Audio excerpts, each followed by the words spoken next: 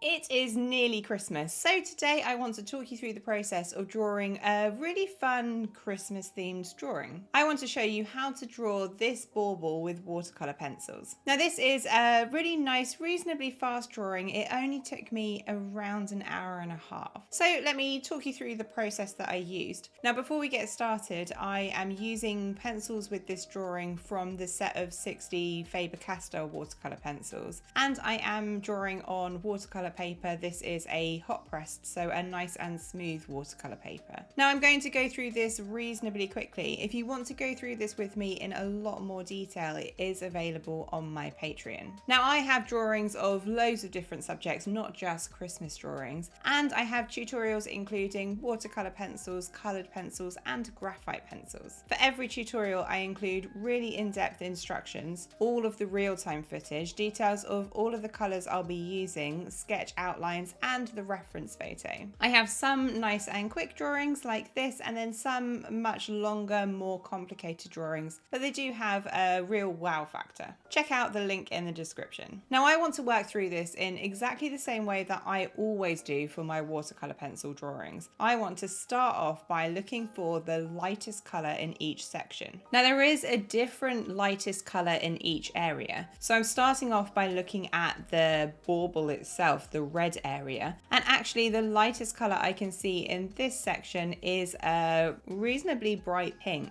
There is a patch of light which is reflecting, so it's making a much lighter area than the rest of the red bauble, and obviously light red is pink. So I'm going to put this quite bright pink over the whole of the bauble, and that's going to be my lightest base layer. Now in terms of how I'm putting the pencil on the paper, the number one thing I want to be doing here is trying to make it as smooth as possible. I don't want to end up with a really patchy bauble at the end of this. So first up, you'll notice that I am working in kind of circular motions rather than just scribbling back and forth. They're kind of an oval motion, and that helps the pencil go down in a more consistent way. I also want to be pressing really nice and lightly. I don't want to be pressing hard because we need to build up the pencil in a series of layers. If I pressed really hard, it wouldn't be possible for me to build up all of the layers that I need. Finally, I find it best to have a really nice and sharp pencil. Again, the pencil just goes down in a much more consistent way when I do this. So now I've got something down on the bauble itself. What I'm going to do is actually move on to a slightly different color to also put this down on the bauble. Now this is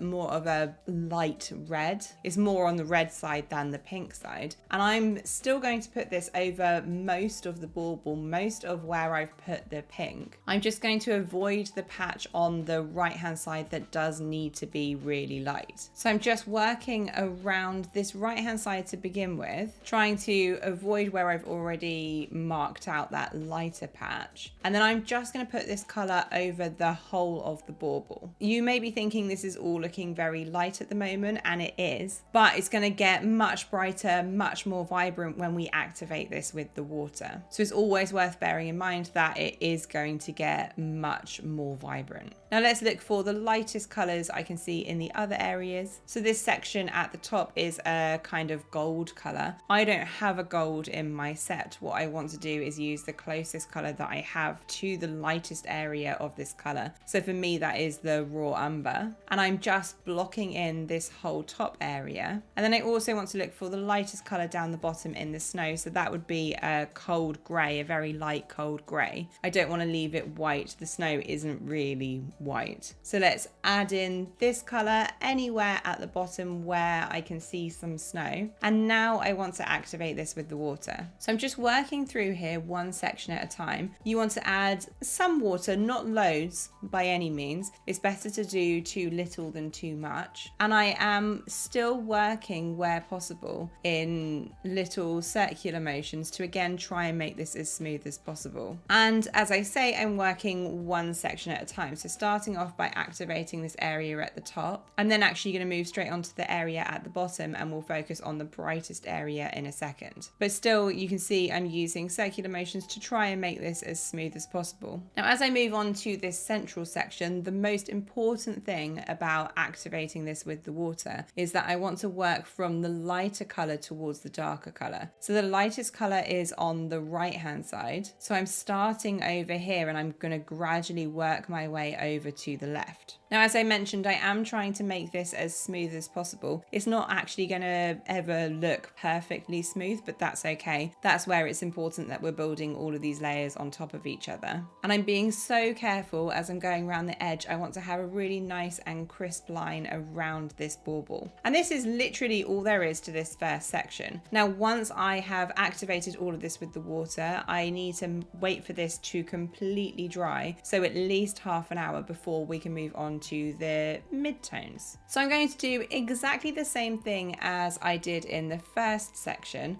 But as I say, we're now focusing on the mid-tone values. So I want to look for all of these mid areas. So generally speaking, I'm focusing on the bauble itself. And it is mostly a quite bright red that I need to add in. I'm still avoiding that lighter patch on the right-hand side. I want that to stay pink. But I do want to add this mid-tone to any area that is this color or darker. I'm not worrying too much about the detail around the area at the top, that gold section. We'll be refining that all a little bit later when we add in those final details. But I just want to go through this in exactly the same way that I have before. I want to be working in circular motions, pressing really nice and lightly. I do find it helps to hold the pencil further back like you can see me doing here. That stops me from being able to press too hard. It really helps with that light pressure. So once I put the red down over the whole of the bauble section, you'll see it's not looking very bright, but it will when we activate. Let's add a slightly darker grey to the snow at the bottom. So the snow in some areas really does get quite dark. There are some pretty deep shadows created from the bauble. So I can use this cold grey. This is the cold grey 4, so it's not really dark, but it is much darker than we've already used. And I'm just looking at the key shapes within the snow. So there's kind of a backwards tick shape, and there's a line, a subtle line that's going along here. So let's mark in where that is and then lightly shade. And I can just keep going over this, keep building it up. Again, remember it will get a lot darker when we activate this with the water. And then I want to think about if there's any other areas that I think should be made a little bit darker for these midtones. There are obviously much darker areas that we will need to add in. So I am going to take this dark brown, this is the walnut brown, and just really lightly put it over some of the lighter shadowed areas. So particularly running through the middle of the bauble. And I'll lightly go a little bit around the edge. I'm not pressing hard at all. I'm putting down the tiniest bit. I'm not worrying about the darkest colors right now, but I do think that the areas around the edge are more like a reddy brown rather than just a red. But you can see how lightly I'm pressing. You can barely see this walnut brown, but we will be able to see it when it's activated with the water. Notice that I'm not putting any more color on the gold detail at the top because that's all such fine detail. It's not going to be possible for me to put that detail in and then activate with the water. I would end up losing all of the detail I've added. So once I'm happy with this brown, let's once again activate it with the water. And I always love this part. I love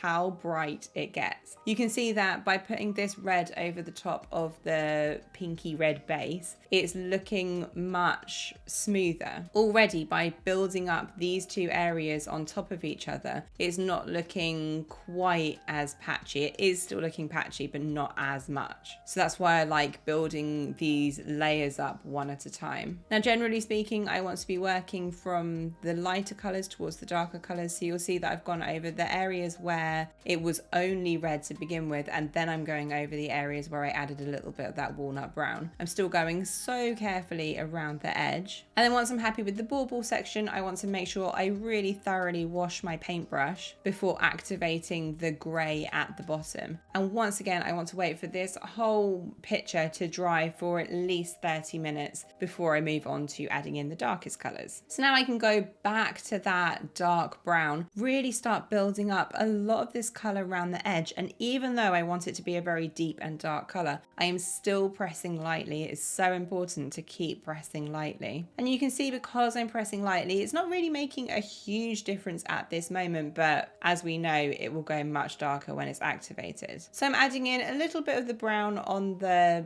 left-hand side. I am actually using quite a dark warm gray now around the edge. There's this kind of very thin line around the right hand edge. So I can start to add that in now. And I'm also going to add a little bit of black to the deepest shadowed areas, again, particularly around that left hand side. And this is going to create some really lovely shadows that we're going to be able to build up. Now let's just add a little bit more shading with the same grey we used a second ago in the mid-tones to just add a little bit more depth here. And then I'm once again activating this with the water, working from the lighter areas and going towards the darker areas. And you can see how much darker this is going. It's giving us that really good base that we can build off of. Now this is the last time that I will be activating this with the water. After this, I want to only focus on adding in the details, smoothing everything out. But we've got such a lovely and tidy, clean base that we can now be working from. So once again, I want to wait for this to completely dry, at least half an hour, and then we can start adding in all of the details. So the first thing I want to do is focus on the bauble section in the middle. I think it always helps to focus one area at a time, particularly where we've got three areas that are so different of the bauble, the snow, and the detail at the top. So my number one goal here is to try and smooth out this bauble as much as possible, get those darks looking darker, just really refine what we've got here. So I can start off by using the same red that I used in the mid-tones, this very bright red, and I'm working still in circular motions, going over the whole of the bauble. Now I've spent quite a lot of time going over this, but it is literally a case of using circular motions, and how much better is that looking already? Now let's use the same pink I used earlier to just brighten up this area. It's looking a little bit too light. You'll notice that I am very much going to be using the same colours that I've used in those underlying areas. So using some circular motions to go over this light patch, and then I can start refining the more shadowed areas, making these much smoother. They're probably the area that looks the most patchy. So I can use the walnut brown to go over these, really make them a lot smoother. And it's very, very similar to a lot of the things I've already done. I'm just trying to refine and smooth it out. So once I'm happy with the brown, I can move on to the black, look at any areas that I think need to be made a bit darker. So that's generally along the left-hand side and around the bottom. There's just the tiniest patch towards the middle that I think needs to be made darker. And then for every color I add in, I can start to think about what the most obvious thing is that's missing. So now at this point, the bauble's looking much better, much smoother. I'm now thinking that the red area to the really dark shadows is looking a little bit harsh, the transition between these areas. So I can use a burnt sienna pencil, this is kind of a reddish brown, to go over where these areas are meeting. You can see that it still looks red, but it's just making it look a little bit darker. It is just smoothing that transition. Once I've added this in, I can once again think about the most obvious color that I think is now missing. So I'm going to brighten up a lot of the red areas with a more vibrant red, still using light pressure, still using circular motions, and that's looking much, much better. So once I'm happy with the bauble section, I can now focus on mapping in the shapes for the bauble at the top. Now, whenever I'm adding in an area of detail like this, I like to take a minute with a lighter color to get my bearings. On this bauble, it actually has some pretty dark shadows at the top here, but I'm going to start off by mapping this in with the raw umber pencil. This is the pencil I used for the base layer, to just mark in all of the lines so that I'm a bit clearer on what needs to go where. If I make a mistake while I'm doing this, it's going to be much easier to correct in comparison to if I was doing this with a black pencil, for example, or a dark brown. So I'm tweaking the shapes where this area is meeting the bauble, and I can adjust this and fill this in with a darker pencil in a minute. I've gone through and added in all of the little circles as well. I'm now very clear that I'm happy with this top, and I can start going over this with darker pencils. So starting off with the black pencil, thinking about any areas that need to be really jet black, and I'm really looking at the reference photo here to see what's actually in this area. And then I can use the walnut brown to go over some of the shadows towards the top. And actually on the most part, that's it for this top area. There is quite a lot of detail, but we can just add it in bit by bit. The only other color that I am going to add in the top here is that same pink pink that I used on the bauble, there is a slight reflection of the red, and I can see this pink area on the reference photo, so I should draw it in. It's just going to add that little bit of extra reflection that's going to look really good on the bauble. So now at this point we are pretty much done with the bauble itself. Let's just build up some of the snow texture. And I find the best thing to do here to create this texture is to again work in circular motions like we have been doing, but kind of bigger, looser circles. And it creates this really nice kind of fluffy texture, which is added to by the watercolor pencil effect, where we activated it with the water. So I'm just going over this, adding in all of this texture. Once I'm happy with the